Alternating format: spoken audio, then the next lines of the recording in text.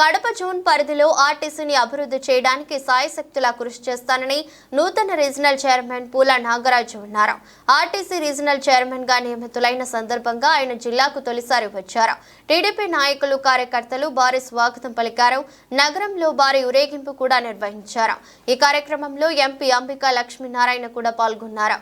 ఇవాళ ఆయన తన ఛాంబర్లో బాధ్యతలు స్వీకరించారు. ఈ సందర్భంగా పూల నాగరాజు మాట్లాడుతూ 40 ఏళ్లుగా తెలుగుదేశం పార్టీలో ఒక కార్యకర్తగా పనిచేస్తున్నానని, పార్టీ నాకు ఇప్పటి వరకు మంచి అవకాశాలు ఇచ్చిందన్నారు. జెడ్పీటీసీగా, జెడ్పీ చైర్మన్ గా, ఇప్పుడు ఆర్టీసీ రీజనల్ చైర్మన్ గా అవకాశం కల్పించినందుకు ముఖ్యమంత్రి చంద్రబాబుకు కృతజ్ఞతలు తెలిపారు. సోషల్ ఇంజనీరింగ్ అంటే అది ఒక తెలుగుదేశం పార్టీతోనే సాధ్యమవుతుందని, దానికి ప్రత్యక్ష ఉదాహరణ తానేనని పూల నాగరాజు తెలిపారు.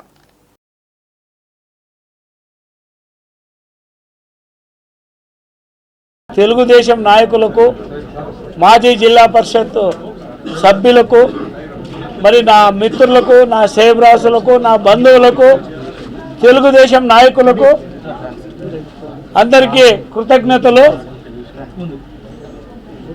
40 సంవత్సరాలుగా తెలుగుదేశం పార్టీలో ఒక సామాన్య కార్యకర్తగా నా ప్రయాణం మొదలైంది.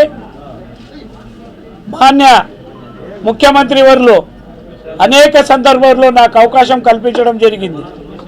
జెడ్పీటీసీగా, జిల్లా పరిషత్ చైర్మన్గా, ఈరోజు రీజనల్ చైర్మన్ కడపకు నియమించడం జరిగింది. ఇది ఒక సామాన్యునికి తెలుగుదేశం పార్టీ ఇచ్చే ఒక అద్భుతమైన అవకాశం.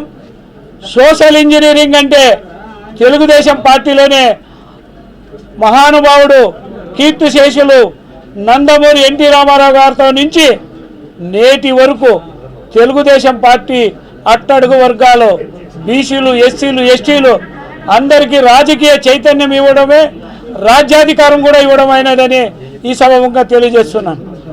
మాన్య ముఖ్యమంత్రి వర్యులు నాకు ఈ అవకాశం ఇచ్చినందుకు, మరి ఆర్టీసీ సిబ్బంది సహకారంతోనూ, యంత్రాంగం సహకారంతోనూ ఈ కడప జోనును అభివృద్ధి చెందేదానికి సహాయశక్తుల కృషి చేస్తాను.